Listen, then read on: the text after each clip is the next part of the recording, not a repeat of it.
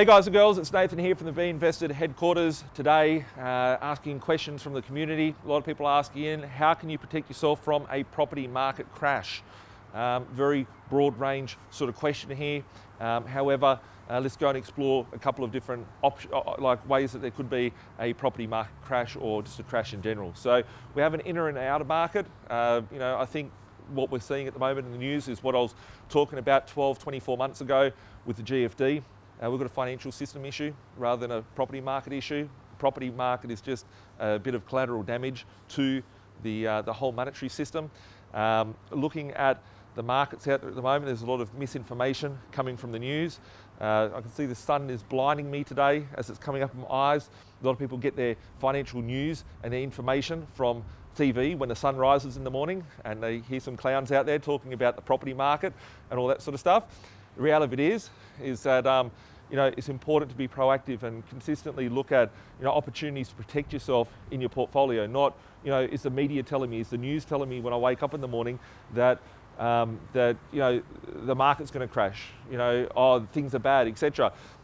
There is a lot of volatility out there in the financial markets at the moment. There is a lot of systemic risk in the financial markets, and that's where the risk is in the market. Am I concerned about the property market? I believe the property market has hit its bottom as of June 2019. I was the only guy that was in the market talking about bad things happening to the market 24 months ago. I'm probably the only guy in the market. There's a lot of people talking about positive things in the market. We're not heading into a property boom at the moment, but I do believe we've hit a bottom. And this is a time where I'm very, very actively out there in the market, taking advantage of the opportunities. People getting scared leaves opportunities for other people to go pick up things on sale. So the way I look at it, that we're seeing at the moment, is if there was a fire in a building, everybody would be running for the door. Right? As they run for the door, they leave their wallets, their rings, their phones, their kids, whatever. They leave everything behind. They run towards the door and try and save their life. However, what you need to be looking at is, calculating the market and realizing, well, if there was a fire here and everyone runs to the door, there would be a big issue. But some people will be scared, some people won't, some people will walk, some people will run. I like to calculate things and be able to protect myself. And I realize that in a building, for example, you would have a fire stairs that has a 4-hour burn time. If you go and hide in the fire stairs, then you've got 4 hours until the fire brigade comes and protects everyone. And we've got the central banks around the world at the moment fixing interest rates, lowering interest rates. We're heading down. We've got 1% at the moment. We're going to be heading to 0% at the RBA in 2020. We're going to be heading into negative interest rates over the course of the next few years. And from that front, that means that property ownership has never become easier or more affordable to hold. Now, that's going to have a pent-up demand on prices because people that couldn't afford to service beforehand or buy a property will be coming into the marketplace now. Lots of stimulus coming into the market too. So from a property market crash, are we in a crash? I think we've already seen a crash. Will we still have volatility on our hands? I believe that we're going to see volatility for the next 12, 24, maybe even 36 months. But where I'm seeing it at the moment is somewhere in that 24 months, we're going to be seeing negative interest rates. We're going to see quantitative easing. We're going to see various forms of other sort of stimulus coming into the marketplace to boost the economy, to stop this bleeding from the recession that we've got. We're in a recession. We've been in a recession for a long period of time. For the last 24 months that we've been in a recession.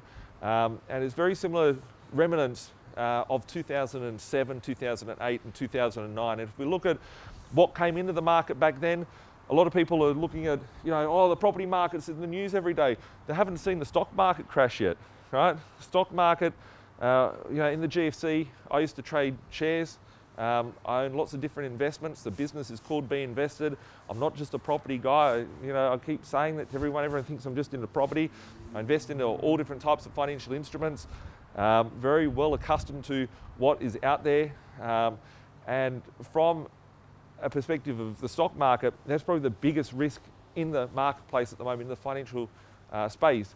We're going to see things called a mark-to-market, which is basically a margin call, come in once we see the derivative market implode in the financial sector. So that would be where I'd be turning my cause for concern to. And that money, once there is volatility there, will be needing to see that money find a new safer haven to go to, which I think property will be a good place, because that's where it is. So with it, what things can you do to protect yourself from it? Obviously, make sure you're not too over leveraged, make sure that you're not too under leveraged, make sure that you've got strong cash flow on your portfolio, make sure you're not too exposed. There's lots of things that you can do to protect yourself, and I've been talking about this for the last 2 years. So if you haven't been watching, go check out my previous videos, go check out the webinars that I've been having about it, because this was all on the table 2 years ago and nothing has changed. It's a matter of being able to protect yourself, have a good strong budget. If you're too exposed, remove some leverage from your position. Try and work on improving your cash flow, whether it be pushing up your rents, whether it be getting an extra job. Try and remove some of the expenses, get rid of some debt out of your position, get rid of some expenses that you don't need. Constantly be working on how you can improve your cash flow and how you can remove expenses to get through this market. Look for opportunities, position yourself correctly to take advantage of opportunities. There's properties on sale. In Brisbane in 2019, you can pick up a 2-bedroom unit for $140,000, rent for $260 per week. On the Gold Coast, you can find properties from as low as $190,000. In Sydney, you can buy 2-bedroom units in Sydney for $250,000, $260,000, which we've been able to pick up during the GFD. So there's opportunities out there. Are you positioned for it? Do you need help doing that? Can you fix up your position by removing some of your mortgage costs, by getting a lower interest rate? There's lots of different ways that you can protect yourself. As I said, whoops, get rid of my collar, my hoodie, because the wind is pretty windy out here today. If you can remove costs, so lowering interest rates, removing expenses, getting rid of unneeded debts, getting rid of that second car, whatever the case may be, increasing your cash flow, increasing your rents, getting an extra job, starting up a business. These are things that you can do to improve your financial position. Getting yourself ready so you can take advantage of opportunities as they come up. Have you pulled out your equity? Have you got savings? Have you explored every single option of what you've got at your hands at the moment? So they're the 3 things that I'd be focusing on. I have been focusing on. I spent the last 24 months talking about it, making things happen from my side. The question is have you been doing that? It's not too late. If you do have questions, do want to reach out, do want to get Nathan to look over your position, feel free to reach out to my team. They'll put you in contact with me. I can have a look at your position, review your position, give you some pointers. Then you can go out there and get yourself back on track to be safe and protected and all that through this market. So a lot of people are protected, a lot of people aren't. It's the people that aren't protected that I'm worried about. So yeah, if you need help protecting yourself, feel free to reach out to myself and we'll talk soon. Have a great day. Bye for now.